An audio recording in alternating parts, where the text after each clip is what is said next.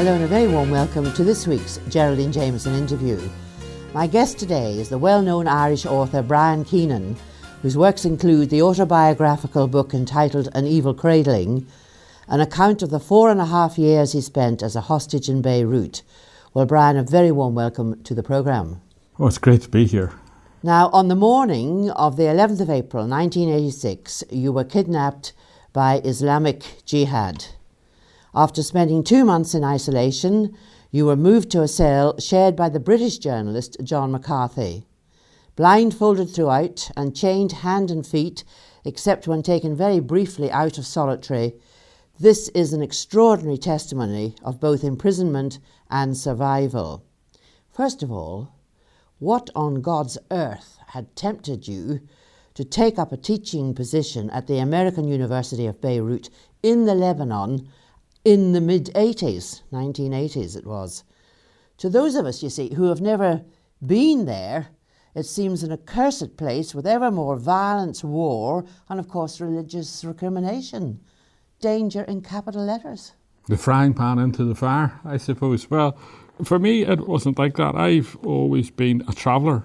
And, you know, I'd seen my own city that I was born and brought up collapsing into chaos all around me. And whatever about one's political perspective, Belfast wasn't going anywhere but down into an ever worse inferno of its own self-destruction. And even the best of minds, from whatever political opinion they came from, seemed to be unable to restrain that chaos. And I just thought, I want to get out of here. When a place isn't going anywhere, I didn't want to stand still. Now, I have always been very sympathetic to the Palestinian cause and remain that to this day. And I'd heard so many people in Belfast, in the north of Ireland where I come from, compare their situation with the Palestinians. And I thought, well, sure, what do you know about them, because you've never been there? There was a whole lot of other things. I just decided to leave. I applied for 2 teaching posts in universities. And it was either North Africa, Libya, or Beirut. And somebody said to me, why did you choose to go to Beirut? After all, Beirut was in chaos. And I said to them, because somebody told me that the women in Beirut were gorgeous. They are stunningly beautiful. And I thought, well, if the place is falling apart, why not go and look at beautiful women while you're doing it? And they are. Are they? Yes, they have this kind of ethnicity in their face and their features, which traces the whole kind of Mediterranean history of Arab and Christian and all the different influences, the Turks and everybody else that's been there. But also, Beirut's a very young city, and the young people there can talk 4 languages effortlessly. You know, I could be sitting having a conversation with them now in English and they'll just move into French and Arabic or German or something else without the slightest bit of effort. They are very, very sophisticated and intellectual. And if one studies any period of Arab history since Beirut was founded, they'll find that Beirut is a deeply, deeply cultural city and a people that have informed and enriched the rest of the Arab mind, whatever it is. And that's still true of Beirut today. But taking it back, never mind today, but I mean, the unrest there and the murders and everything else about it were hectic, surely, at that time. Yeah, they were, but I thought, I was immune to it. Like, I come from Belfast, I know what this is all about. And in any case, I was Irish, so I got nothing to do with their problems there. I thought not only was I immune, but I thought I was invisible. And that was a big mistake. I wasn't. Did the university not shelter you in a way? I mean, what were you teaching, for instance? Well, I taught literature in the university. The university could have. The university in Beirut is known as the Harvard of the Middle East. And it does have that sense. It knows the importance of learning, and learning is very enriching. And it has that old school AV university sense about it. The majority of the lecturers, the expatriate lecturers who taught there, all lived on campus. I refused. Why go to visit a city which is culturally very different from your own and decide to live in an expatriate community behind guarded walls? To me, it just didn't make sense. But in the end... That was your mistake, perhaps? Well, in a way, perhaps, but I would have got nothing out of being there by locking myself behind in campus, so... Tell us about the actual capture. Oh yeah, I rented an old Turkish villa in a street called Rue d'Amérique, because the French occupied the place for so long, which is only 10 minutes walk to the university. But it was a beautiful villa. It was one of the original Ottoman villas. It still had the garden out the front with the fountain and all these fruit trees and flowers, and the low ceilings and the balconies, and it was just gorgeous. And I thought I found a real place of refuge here. So I got up one morning, classes started very early. I got up and I was leaving at 8 o'clock. And I walked down the steps and through the garden, opened the gate. And I noticed as I was opening the gate, there was an old green and cream Mercedes. I remember it because it was hand painted. And I closed the gate behind me, put my briefcase down and locked the gate behind me and turned to walk down the street. It was a very narrow street. And as I did, the Mercedes pulled across to the side of the street that I was walking along, and doors opened. So I stopped, assuming people wanted out, and I stopped to let people out. I didn't know who was in there. And 4 men got out with Kalashnikovs and hand pistols and ushered me very quickly into the back seat. Did they realise did they know who they were taking? Oh, they knew who they were coming for. They knew who they were. Well, I didn't know at that time. I had to suffer many interrogations for a long time, so I know that they knew who they were coming for. They were able to tell me details about myself I didn't even know. So, people should not think foolishly that these people are just a bunch of lunatic Arab terrorists. They were far from that. They were very informed and knew what they were doing and why they were doing it. So that's the way it happened, and from that minute I disappeared for nearly 5 years.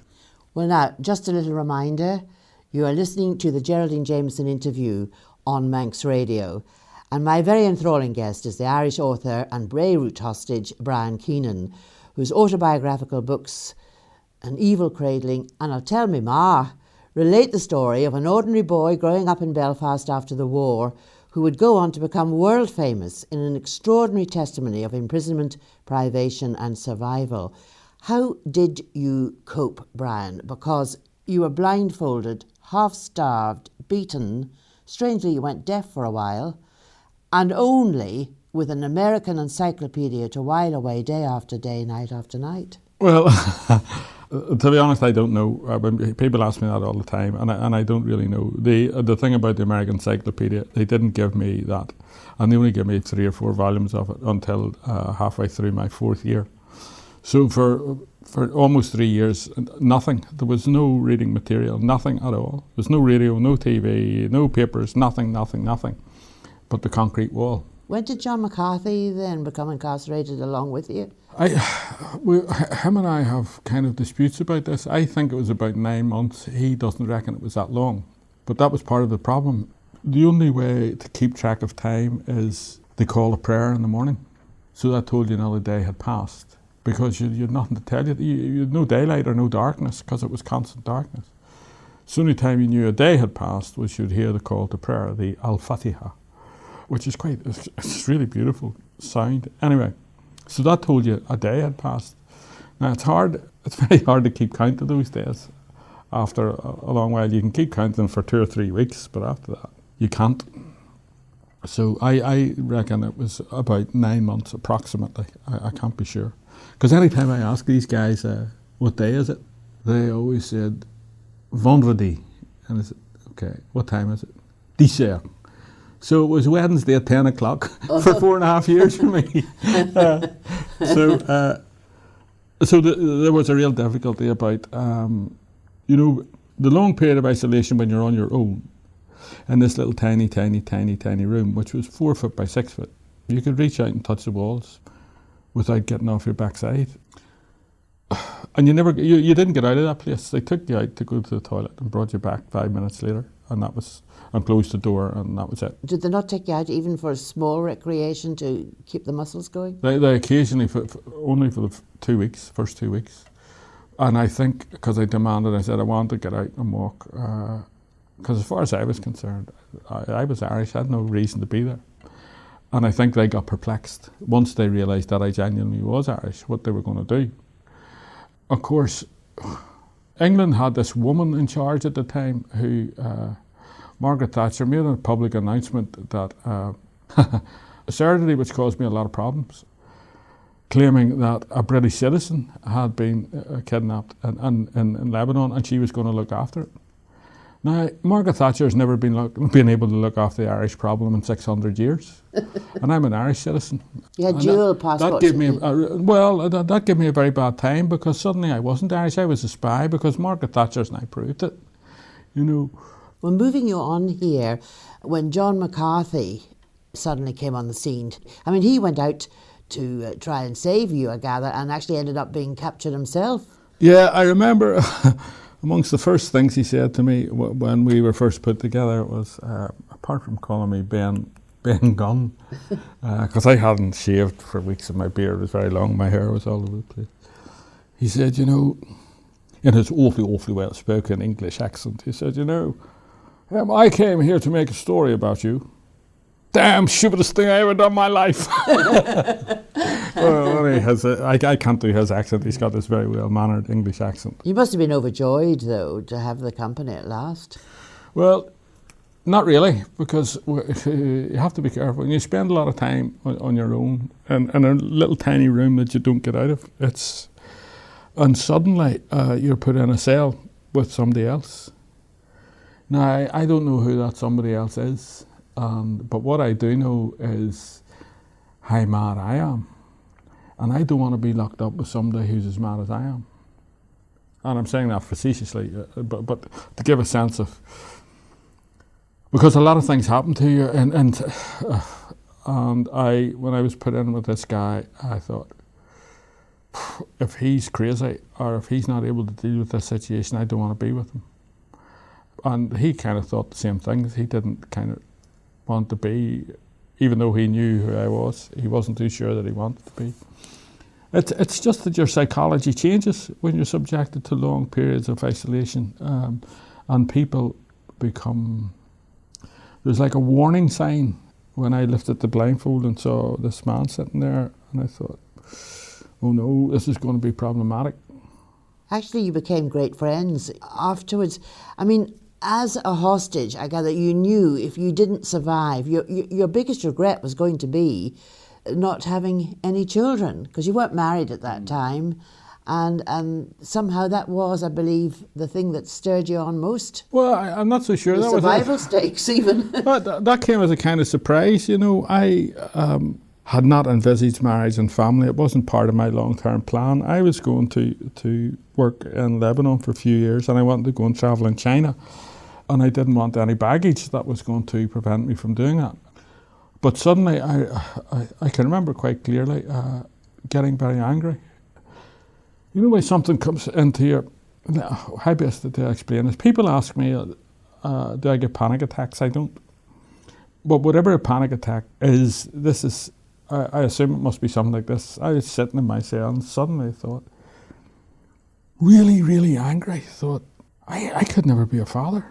That's what these bastards have done to me, and I haven't done anything. I wasn't worried about anything else, and I didn't know, and it took me many weeks to think that thing through with myself. Why was I suddenly feeling that? And I didn't care about, because you deal with your own death, and because you have to, so that was all dealt with anyway. But I was very surprised and taken by that. Obviously there was something buried inside myself that surfaced. Well, just over 4 years of captivity, April 86 to August 1990, you were finally released, and you famously told journalists that you intended to make love to every woman in the world. Yeah. But having then decided not to leap into the arms of the first woman you met after your release, you did precisely that. We better correct this for your listeners. I did not make love to every woman in the world. Because I'll tell you a story. Shortly after I came home from my holidays, as I call them, I was in Derry in the north of Ireland, and I was asked to come and speak at a Catholic girls' school. So I said okay, because I like Derry, I'm very fond of that part of the world, and I thought I'd go along. And it was all the sixth form in the school. And I walked in and I seen all these 18, 19-year-old sixth formers thinking, my God, what am I going to say to these wee girls, you know? So they all asked the kind of questions they would ask about what did they give you to eat and what was time like, or did you read anything? I kind of like the questions you're asking me. And this is just a young lady in the front. And I knew the way she looked at me, and I knew what she was going to ask, and I went, oh no. And she said, well, Brian, you remember you said when you were released that you were going to make love to all the women in the world? And I went, oh no. And I looked at her and I said, yes. And she said, well? To which, and I had to think, because I got really, really embarrassed, and I had to think very, very quickly. And I said, well, I'll tell you. A man's imagination is much bigger than his capacity. Okay. To which the headmistress, who was a nun in full regalia, clapped from the back of the room. And I thought to myself, saying, well done, Brian, that's correct. And I thought to myself, now how would she know? She's been a nun for half a century. Well, Audrey Doyle became your wife in 1993. She was the physiotherapist who helped actually to build up your muscles again. There was just a little faux pas that she did commit. She tied your leg to a gym bar, you know, for part of the exercise, I assume. And of course that had shackled connotations.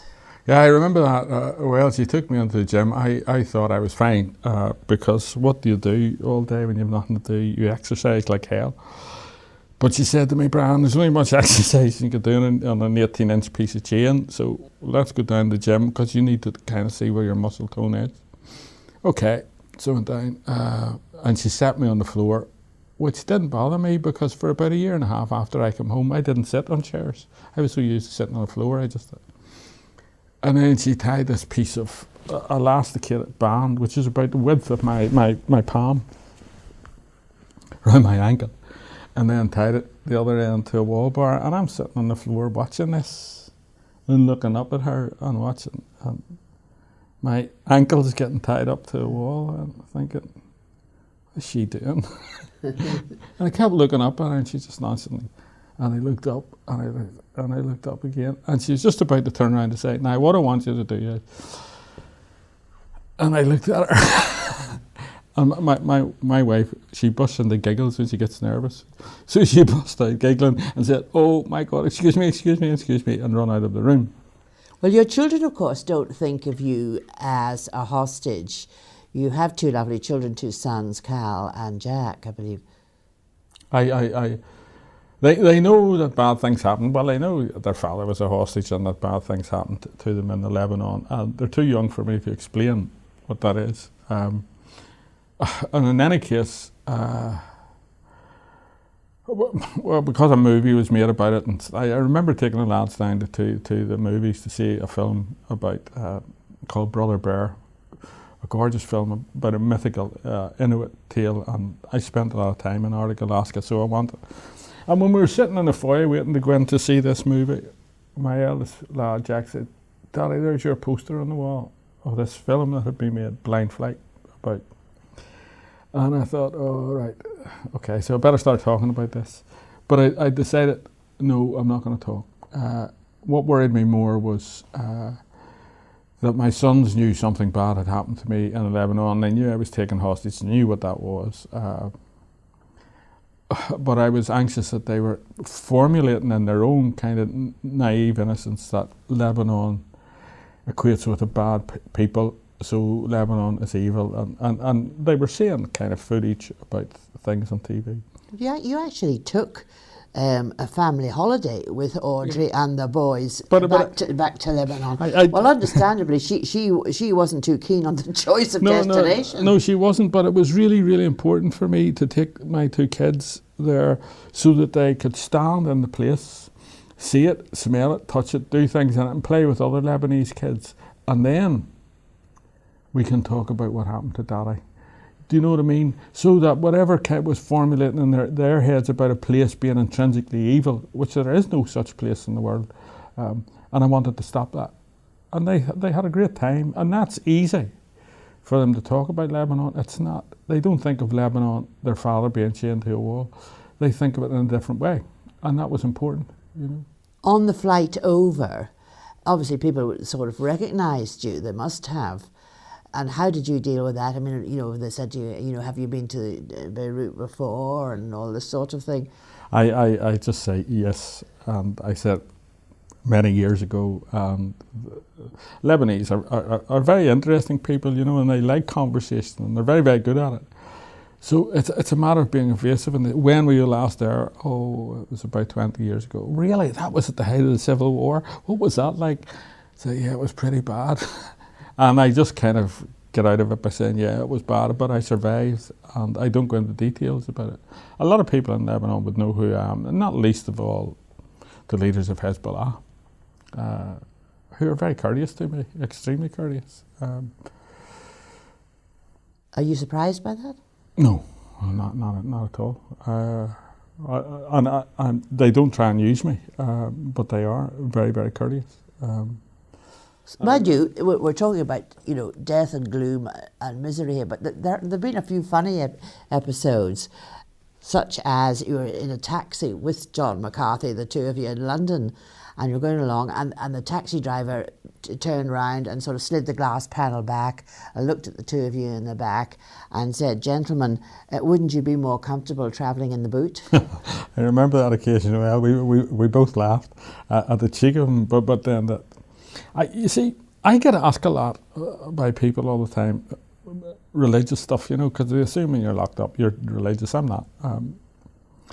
But in a sense, you know, my only answer to them is when they ask the God question and all the rest of it. I said, I don't know what God is, or who he is, or who she is, or who it is. All I know is they're a comedian, because if you don't have a sense of humour, you're dead.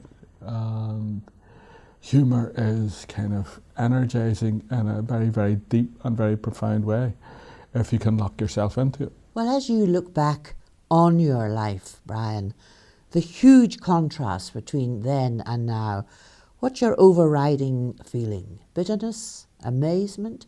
Why you? Oh God, why me? I can remember listening to an American hostage held in the next cell to me, beginning his prayers every morning with, "Why me, Lord? Why me?" Terry Anderson, I was overseeing him a couple of months ago. No, that never, well, you always ask why me, but then it's only when you stop worrying about the me that you're able to deal with things. You know, if you put your me at the front of everything, then you can't really deal with anything, because your focus of your concern is yourself. I don't know. One never knows where they're going to end up in this life. My plans were to go and teach, and then go on to Australia, and from there to go travelling in China. Well, life's turned around differently. I now live in Dublin. I am married to a beautiful woman whose company I adore.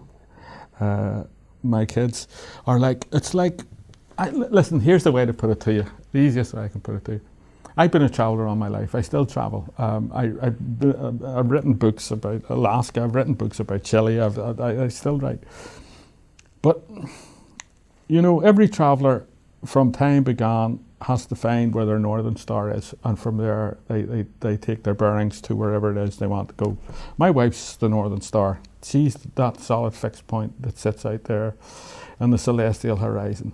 And I have two sons, Jack and Cal. They're my latitude and longitude. So wherever I may go in this world, and I don't know, the next book is an intriguing one, but I don't get lost, because that's what I have. And I didn't expect to have that absolute assurance in life. Well, Brian Keenan, Beirut hostage and author of An Evil Cradling, and now your latest book, I'll Tell Me Ma. It's been such a pleasure to have you join me on the Geraldine Jamieson interview this week. Thank you very much indeed. The pleasure's all mine, Geraldine. Thank you very much.